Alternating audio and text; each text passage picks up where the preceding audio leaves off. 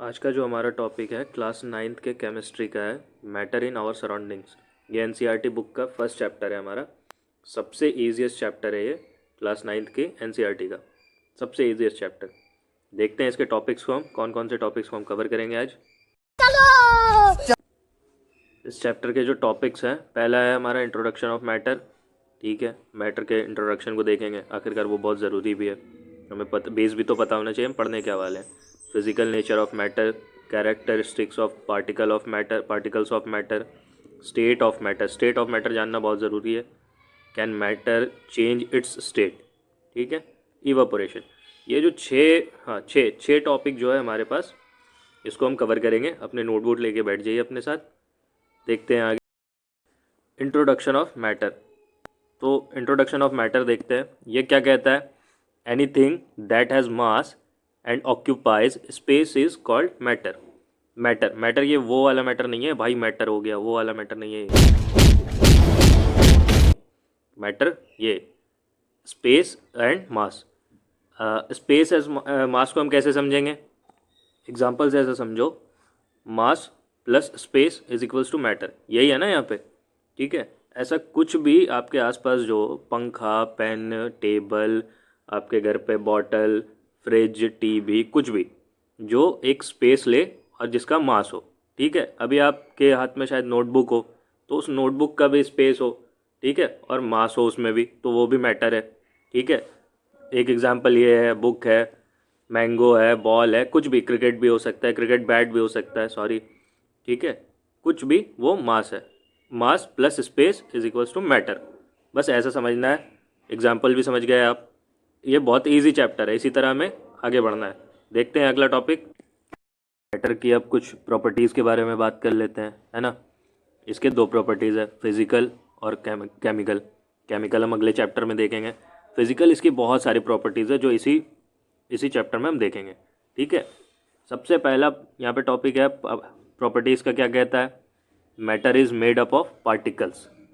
ये बहुत इजी है, समझ आ गया होगा, पार्टिकल से मैटर बना हुआ है, ये इतना इजी है। देखते हैं क्या लिखा है। Matter is made up of tiny particles. Tiny particles बोले तो बिल्कुल छोटे छोटे पार्टिकल्स, है ना। उसके बाद आगे क्या है, these tiny particles are called atoms. इसको हम प्यार से क्या कहते हैं, इसके पार्टिकल्स का नाम क्या है, एटम। आपके भी घर का नाम होगा, चुन्नू मुन्नू डब्लू बबलू कुछ, उसी तरह हम इसको एटम्स कहते हैं। ठीक है, these particles are so small that we cannot see them with our eyes or a regular microscope। इसको हम रेगुलर माइक्रोस्कोप से भी नहीं देख सकते हैं, ये इतने छोटे होते हैं, ये हमारी इमेजिनेशन से भी परे होते हैं, इतने छोटे। ठीक है, और दूसरी प्रॉपर्टी इसकी क्या कहती है, दूसरी प्रॉपर्टी कहती है how small these particles of matters. ठीक है, तो ये है, particles of matter are so small that they can not be seen with the naked eye, they can be observed using powerful microscopes. इसके लिए बिल्कुल ये अलग माइक्रोस्कोप्स होंगे, आते हैं, होंगे क्या, आते हैं, जिससे हम इसको देख सकते हैं, पर फिर भी उसमें भी ये बहुत छोटे ही दिखेंगे। ठीक है, यहाँ देखो मैंने भी लिखा भी है, the particles of matter are very small, they are small beyond our imagination. ठीक है, बढ़ते फिर अपने अगले टॉपिक से, बढ़ते फिर अपने अगले टॉपिक की तरफ। हाँ, तो ये जो टॉपिक है characteristics of particles of matter, ये बड़ा इंटरेस्टिंग है। ठीक है, इसको देखो कैसे हम देखते हैं, इजी वे में समझेंगे, बिल्कुल इजी वे में। यहाँ क्या लिखा है, particles of matter have been space between them. ठीक है, इसका क्या मतलब। ठीक है, ऐसा समझो हमारे पास एक मैटर है, एक बीकर है। ठीक है, अगर आपके पास बीकर नहीं है तो आप घर पे आपके जार तो होगा ही, जार ले लो, है ना। जार का, सॉरी, एक ग्लास ले लो, एक ग्लास में डालो थोड़ी सी पानी। ठीक है, एक ट्रांसपेरेंट ग्लास लो, शीशे का ग्लास ले लो, एक ऐसा ग्लास जिससे तुम आर पार देख सको। उसमें थोड़ा सा पानी लो, उस पानी में थोड़ा सा एक चम्मच चीनी और एक चम्मच नमक डालो। ठीक है, उन दोनों को अच्छे से मिला लो, या सिर्फ नमक है तो सिर्फ नमक मिला लो। ठीक है, उसमें एक चम्मच नमक मिलने के बाद तो उसका स्पेस बढ़ जाना चाहिए, उसमें जगह थोड़ी सी ऊपर आ जानी चाहिए, पर ऐसा क्यों नहीं होता। वो उसमें अगर हम उसे स्टिर करें, उसे घुमाए अच्छे से, तो वो डिज़ोल्व हो जाता है उसमें।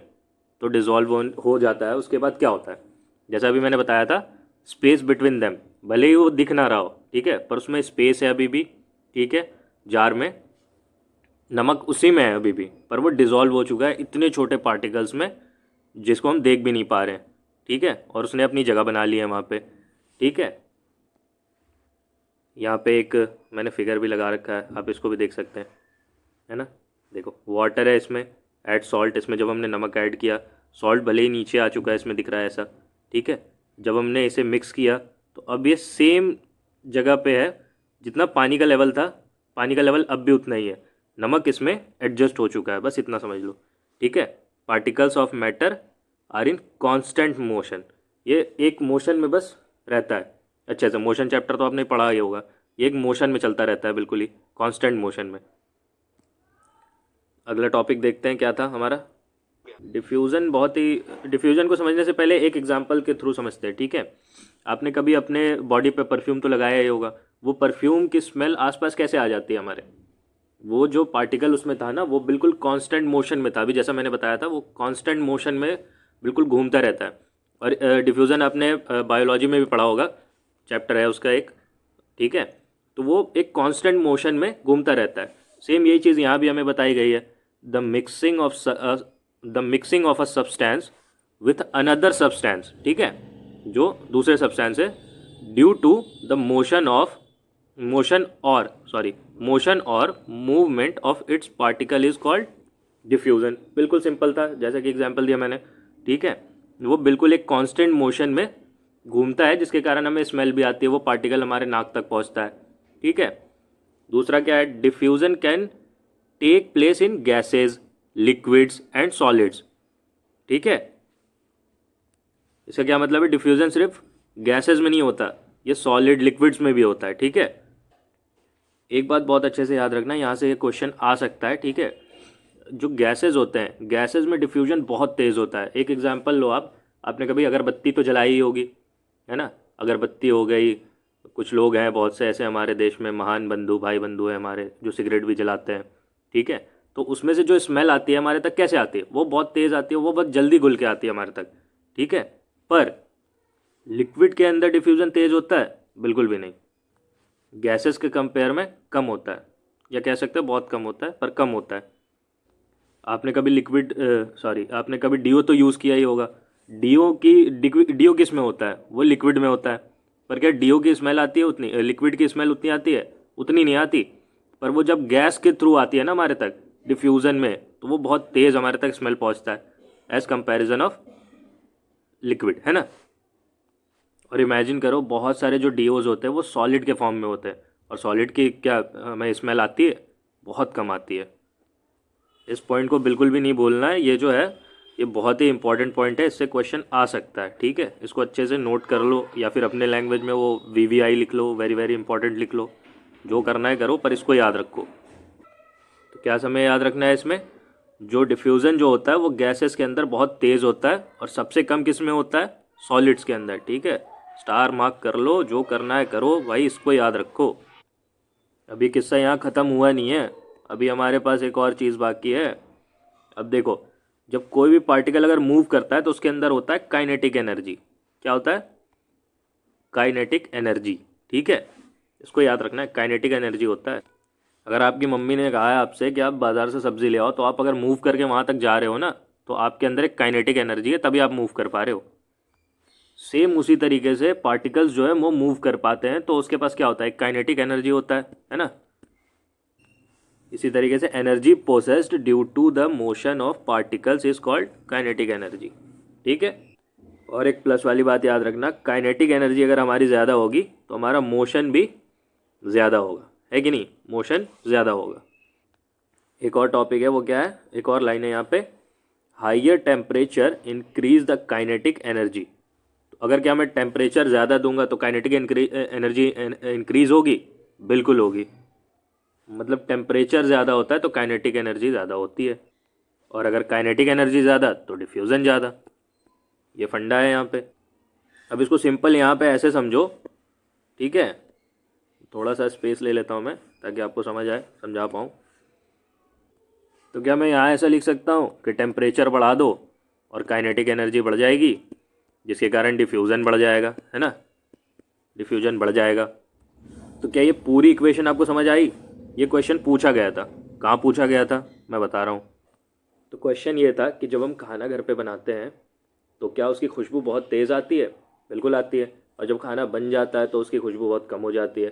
तो इसका क्या मतलब हुआ यहाँ पे कि टेम्परेचर हमने उसमें बढ़ाया। जब खाना बनता रहता है तो वो एक टेम्परेचर पे ही बनता है, हीट पे बनता है, जिसके कारण काइनेटिक एनर्जी उसकी बढ़ती है और डिफ्यूज़न बहुत ज़्यादा होता है। बहुत सिंपल था ये क्वेश्चन।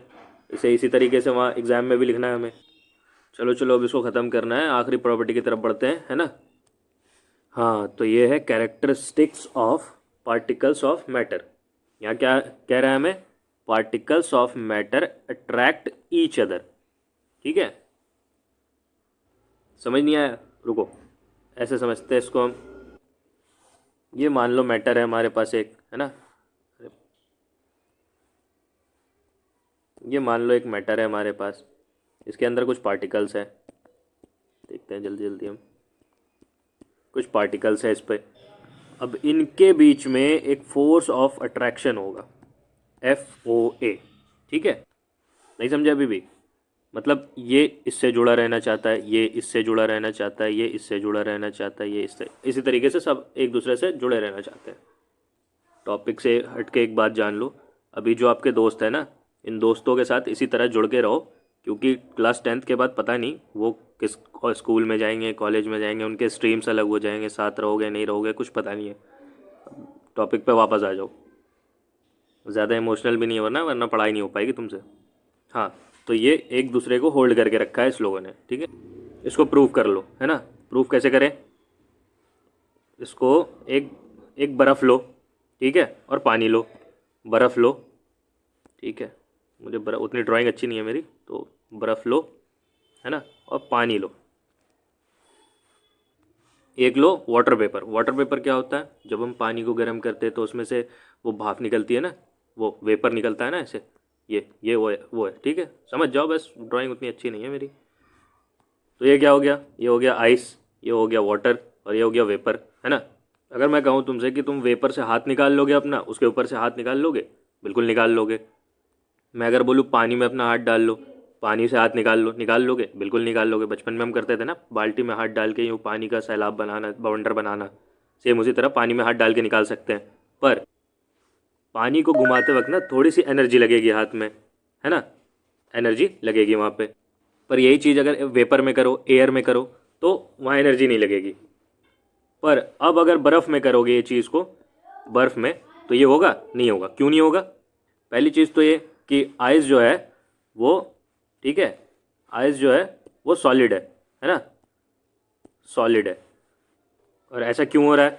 तो सॉलिड्स के अंदर जो फोर्स ऑफ अट्रैक्शन है ना, फोर्स ऑफ अट्रैक्शन, अरे हाँ, ठीक है, फोर्स ऑफ अट्रैक्शन बहुत ज़्यादा है सॉलिड्स के अंदर। और लिक्विड के अंदर, लिक्विड के अंदर फोर्स ऑफ अट्रैक्शन जो है वो कम है, ठीक है। और जो वेपर है, वेपर यानी कि गैस के फॉर्म में जो है, गैसेस के अंदर बहुत कम है, बहुत कम है, लो है, बिल्कुल भी, बिल्कुल ही लो है। तो सॉलिड के अंदर जो है ना, सॉलिड के अंदर फोर्स ऑफ अट्रैक्शन है, ठीक है, कितना है? बहुत ज़्यादा है, ठीक है। तो इसमें हाई है। और फिर जाके हमारा लिक्विड है, लिक्विड में, लिक्विड में क्या है? लिक्विड में थोड़ा कम है ना। और जो वेपर है, गैसेज है, उसमें बहुत ही कम है, बिल्कुल ही कम है एकदम। तो अब देखना है कॉन्सेप्ट क्लियर है या नहीं, ठीक है। तो कॉन्सेप्ट यहाँ पे बिल्कुल ही क्लियर है। हाँ, तो अब ऐसा है कि शॉर्ट में हम ज़रूरी बातें देख ले, बिल्कुल काम की बात को अब देख लेते हैं, ठीक है। यहाँ क्या है हमारे पास? The important characteristics of particle of matters are the following, ठीक है। पहला क्या है हमारा? The particles of matter are very very small. Very very small मतलब बहुत ही छोटे, अभी पढ़ा था हमने। The particles of matter have space between them, ये स्पेस होगा ना, स्पेस लिखा गया, बताओ, स्पेस बिटवीन देम, ठीक है, उसके बीच में गैप होता है, जगह होता है। The particles of matter are constantly moving, अभी हमने पढ़ा, ये कॉन्स्टेंटली मूविंग, मूव करते रहते हैं, मोशन में रहते हैं हमेशा। The particles of matter attracts each other, एक दूसरे को अट्रैक्ट करते रहते हैं, ये भी हमने पढ़ लिया, सिंपल है। हमारे पास जो मैटर के जो प्रॉपर्टीज़ होते हैं वो कौन कौन सी होती है? सॉलिड, लिक्विड और गैस, है ना। गैस, है ना, ये गैस का सिलेंडर बस बना है ताकि बता सकें आपको कि गैस के फॉर्म से ये, ठीक है। लिक्विड में वाटर है, सॉलिड में हमारा आइस है, ऐसे देखना है। अब हम एक चार्ट देख लेते चार्ट कह लो, टेबल कह लो, है ना। वही देख लेते हैं पहले अब हम। ये एक चार्ट है, ठीक है, प्रॉपर्टीज़ की, सॉलिड, लिक्विड और गैस की। ये बिल्कुल आप चाहे तो बना सकते हैं और बहुत ही इजी रहेगा। अगर आपने इसे बना लिया तो आपके लिए फ़ायदा होगा ये। और ये बहुत इजीली आप इसको समझ भी सकते हैं बाद में नोट्स में अपने। इसका एक स्क्रीनशॉट ले ले या फिर अभी अपने नोटबुक में से लिख लें। इस टेबल को जितने बार देख सको, जितने बार पढ़ सको, आपके लिए बहुत फ़ायदा होगा। जितने ज़्यादा इसको देख सको देख लो। एग्ज़ाम से पहले देख लो, एग्ज़ाम तक देख लो, एग्ज़ाम के बाद भी देखना ही है, पर एग्ज़ाम के बाद कोई नहीं देखेगा मुझे पता है। पर एग्ज़ाम तक जितने अच्छे से इसको देख सको देख लो। बहुत ही ईजी वे में है ये चैप्टर, ठीक है। चैप्टर क्या कहूँ, चार्ट, चार्ट।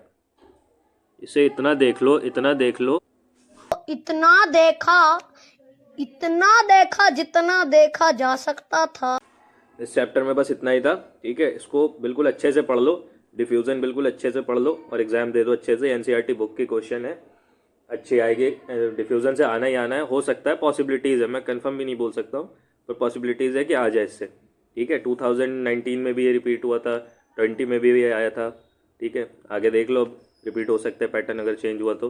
पर इस चैप्टर को बहुत अच्छे से पढ़ लेना, इसे बिल्कुल भी हल्के में मत लेना। ये चैप्टर 1 है तो कोई ऐसा नहीं है कि इसे हल्के में ले लेना है। अच्छे से पढ़ो। Thank you.